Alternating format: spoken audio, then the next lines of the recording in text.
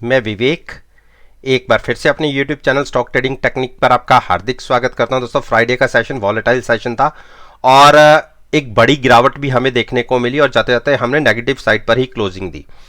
अब हम monthly expiry के बिल्कुल नज़दीक आ चुके हैं, केवल 4 दिन एक्सपायरी के शेष हैं। तो जो मंडे की ओपनिंग होगी या अगले 3-4 दिन काफ़ी अच्छे वॉलेटाइल सेशंस देखने को मिल सकते हैं।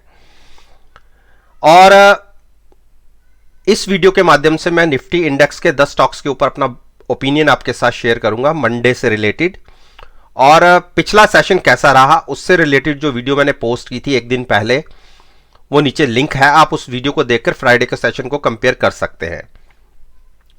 तो सबसे पहले हम एचपीसीएल पर आए।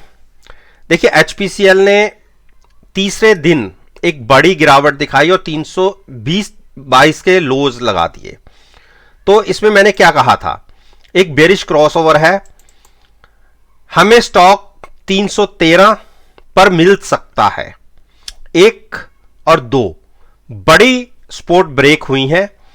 तो जहां से हमने एक बार देखिए, यहां से हमने जब एक 50 डेज मूविंग एवरेज को क्रॉस किया ऊपर की तरफ 270 के प्राइस पर, उसके बाद हमारी रैली देखिए कितनी शार्प हुई थी।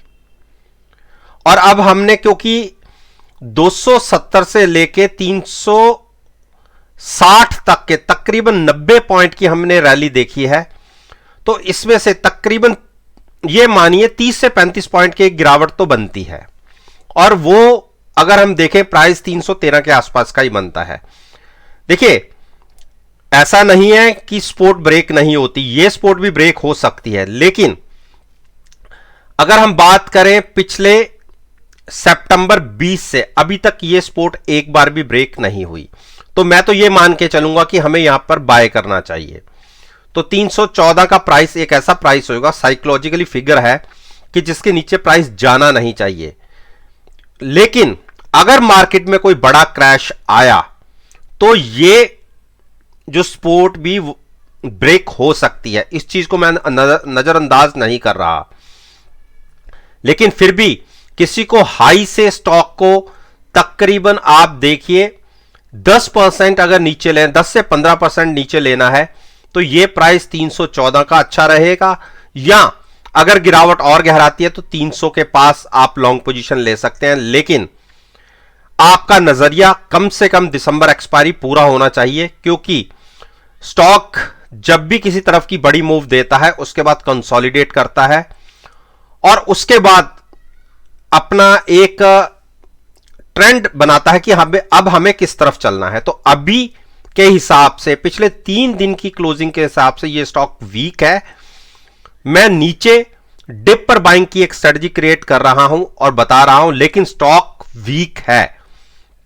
313 या 303 के आसपास आप फ्यूचर्स को लॉन्ग कर सकते हैं और साथ में पुट बाय कर सकते हैं, जिसको डिप पर बाय करना है। और फिर कह रहा हूं, ऑप्शंस को बाय करके ट्रेड मत कीजिए, ऑप्शंस को केवल हैजिंग के लिए यूज कीजिएगा। तो यह तो हुई हिंदुस्तान पेट्रोलियम की बात। अब इसके साथ साथ मैं अपने व्हाट्सएप ग्रुप की भी बात करूं तो हमने कई ट्रेड लिए फ्राइडे के सेशन में। मैंने एचडीएफसी बैंक को 1544 पर बाय किया है, गोदरेज प्रॉपर्टी को 2272 पर लॉन्ग पोजीशन क्रिएट की है, और एशियन पेंट में प्रॉफिट अच्छा बुक किया, तकरीबन 46-47 रुपए का। बजाज फिंसर के अंदर मैंने लॉन्ग साइड पर 250 पॉइंट का प्रॉफिट बुक किया, और एलएनटी को मैंने शॉर्ट करके ट्रेड लिया हुआ था, तो उसके अंदर मुझे 35 पॉइंट का प्रॉफिट रहा। आप नंबर ऑफ शेयर्स के साथ इसको मल्टीप्लाई करके प्रॉफिट को कैलकुलेट कर सकते हैं, जिसने अगर एक्चुअल प्रॉफिट को एनालाइज करना हो। मैंने मैकडोवेल को 926 पर बाय किया है, यह ट्रेड अभी ओपन है। और एसबीआई लाइफ जो एसबीआई लाइफ फ्यूचर्स मैंने बाय किया है। तो ये सारे ट्रेड मैंने लिए थे, इसमें से कुछ ट्रेड क्लोजिंग बेसिस पर गिरावट के साथ क्लोज हुए हैं, लेकिन इस सभी के साथ मेरी पुट बाय है। जो भी ट्रेड मैंने जिस तरफ का लिया है, 100% अपनी पोजीशन को हैज रखा है, कोई अनलिमिटेड रिस्क मैं नहीं उठाता, केवल 3 से 4% के कैपिटल का ही रिस्क लेता हूं, और वो इस तरीके से कि जो पुट का प्रीमियम होता है मैक्सिमम मेरा वही लॉस हो सकता है, और फ्यूचर्स में हमेशा मैं ट्रेड लेता हूं। तो ये एक मेरी ट्रेडिंग स्ट्रेटजी है। आप में से अगर कोई भी मेरे साथ मेरे ग्रुप को ज्वाइन करना चाहता है 1 हफ्ते के लिए, बिल्कुल आप मुझे एनालाइज कर सकते हैं फ्री ऑफ कॉस्ट। उसके बाद आपकी चॉइस हो तो मेरे साथ कंटिन्यू कीजिएगा, अदरवाइज आप खुद एग्जिट हो सकते हैं। लेकिन 1 हफ्ते के बाद जो मेरी सर्विसेज होंगी वो टोटली पेड होंगी। 1 हफ्ते में आप मुझे जज करिए, आपको मेरे रिजल्ट्स अच्छे लगे तो मेरे साथ कंटिन्यू कीजिएगा, अदरवाइज कोई बात है ही नहीं ऐसी। तो अब बात करते हैं हम आईटीसी। देखिए आईटीसी ने गिरावट फिर से दिखाई, अभी स्टॉक बेरिश नहीं है। स्टॉक बेरिश होगा अगर 230 ब्रेक करेगा या 229 के नीचे क्लोजिंग देगा। अगर आप डिप पर बाय करना चाहते हैं तो थोड़ा वेट कर सकते हैं, 230 के आसपास भी बाय कर सकते हैं। उसके नीचे की क्लोजिंग वीक क्लोजिंग होगी, चॉइस आपकी होगी कि आपने कहां पर बाय करना है।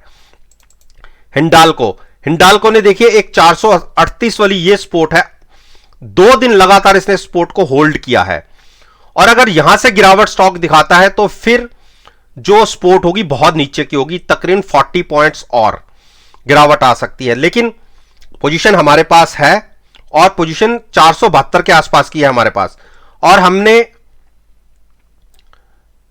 लॉन्ग लिया हुआ है।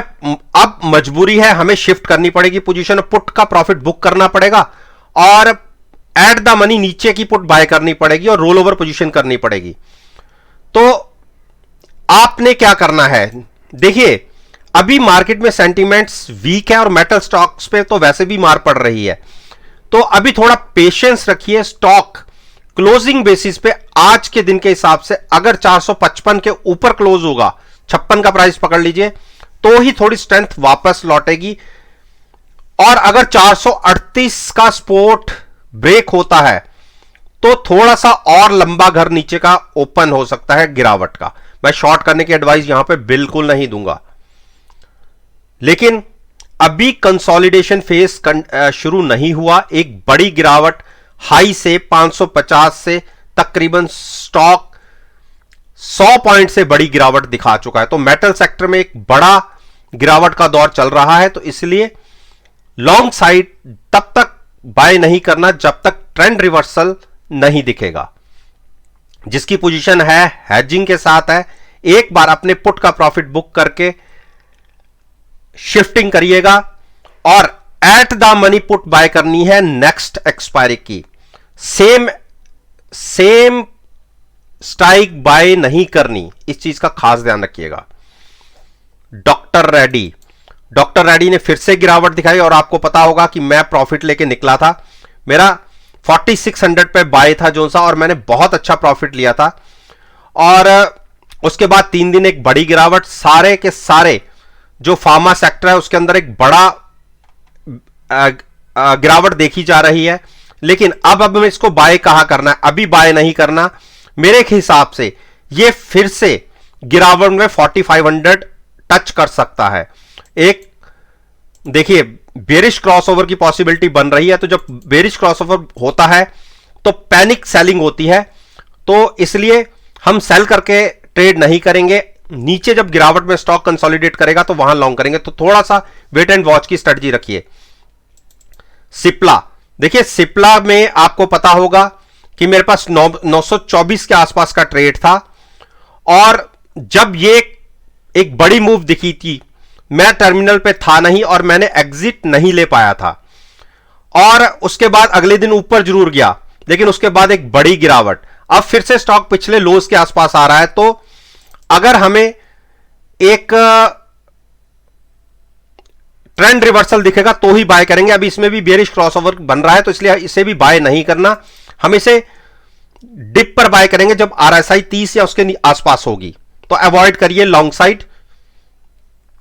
भारती, देखिए भारती को मैंने कल कहा था कि अगर 725 ब्रेक होता दिखे तो आप शॉर्ट पोजीशन ले सकते हैं, और आप देखिए जो फ्राइडे के सेशन में 725 के नीचे ओपनिंग हुई और कंटिन्यूस नीचे बना रहा, और एक बार तो इसने एक जो बड़ी सपोर्ट है उस वहां तक टच कर दिया, और मैंने कहा भी था 710 तक ये स्टॉक जा सकता है, और देखिए 700 तक दिखा। अभी क्या इसको और फ्रेश शॉर्ट करना है? देखिए इसको फ्रेश शॉर्ट करना चाहते हैं तो 710 के नीचे ट्रेडिंग आने दीजिए, वहां शॉर्ट कर सकते हैं 690-92 के टारगेट के लिए। केवल 7 से 8 पॉइंट के टारगेट के लिए ही आप शॉर्ट कीजिएगा। हां, अगर 690 के नीचे क्लोजिंग मिलती है तो एक बड़ी गिरावट आपको कंटिन्यू होती दिखेगी तकरीबन 665 तक के प्राइस के लिए। तो वेट एंड वॉच की स्ट्रेटजी रखिए। शॉर्ट नहीं करना चाहते तो अभी पहले नीचे के टारगेट आने दीजिए, तो वहां पे लॉन्ग बनाइएगा। बजाज फाइनेंस ने देखिए फिर से वही अपने टारगेट को छुए, और मैंने क्या कहा था 7450 के आसपास आप लॉन्ग लीजिएगा, और ट्रेड देखने को भी मिला और बिल्कुल लॉन्ग लिया भी। अब अगर मार्केट गिरावट दिखाती है तो ही ये स्टॉक वीक होगा, अदरवाइज यहां से फिर ट्रेंड रिवर्सल दिख सकता है। अभी अगर हम बात करें, आप यहां से कोई पिक्चर क्लियर होती नहीं है, तो इसलिए इसको शॉर्ट अभी मत कीजिए। देखिए मार्केट मंडे के सेशन में एक गैप डाउन खुल सकती है, इसका मतलब यह नहीं कि स्टॉक वीक हो जाएगा। हां, गिरावट इसमें पहले भी कई बार आई है, आप यहां पे देखिए। हो सकता है कि स्टॉक गिरावट में 7300-7200 भी लगा दिए, तो वहां पर एक अपॉर्चुनिटी होगी हैजिंग के साथ लॉन्ग जाने की। शॉर्ट इस स्टॉक को मत करिए। ऑरो फार्मा ने देखिए फिर से एक गिरावट दिखाई, 1 2 3, जो पिछले लो थे उसको भी ब्रेक कर दिया। और आप देखिए जो मार्च 20 के लो थे, वहां से जब स्टॉक ने वन साइडेड मूव दिखाई थी, तो जहां पे उस मूव के बाद ये स्टॉक ने कंसोलिडेट किया था, आज के दिन में हमारा वहां पे प्राइस आ गया है।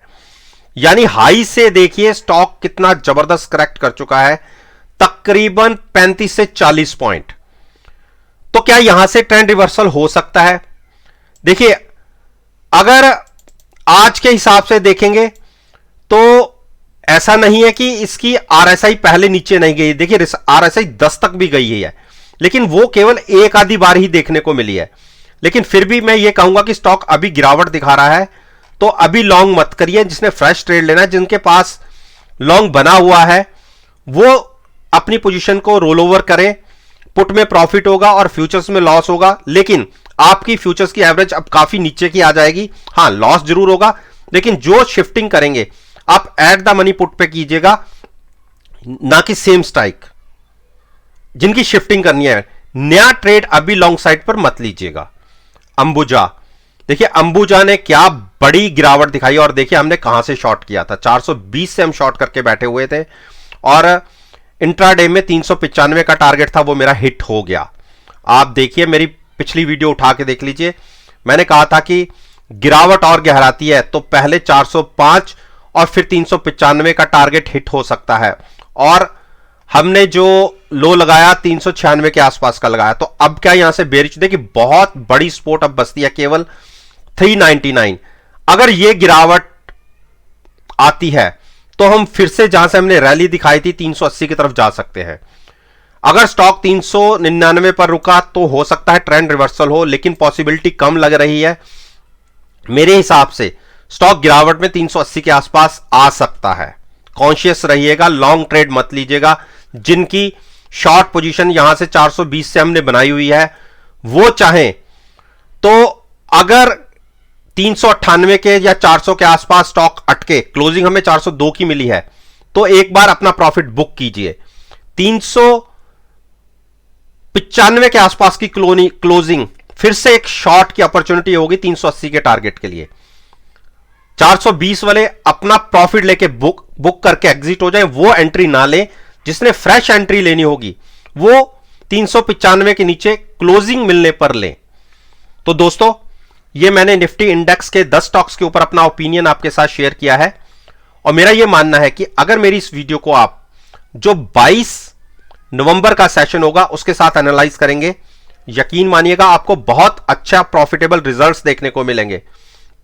वीडियो अच्छी लगे तो मेरे साथ मेरे चैनल पर जुड़िए, चैनल को सब्सक्राइब कीजिए और साथ में बेल आइकन का बटन प्रेस करना मत भूलिएगा, ताकि नोटिफिकेशन टाइम से आप तक डिलीवर हो सके।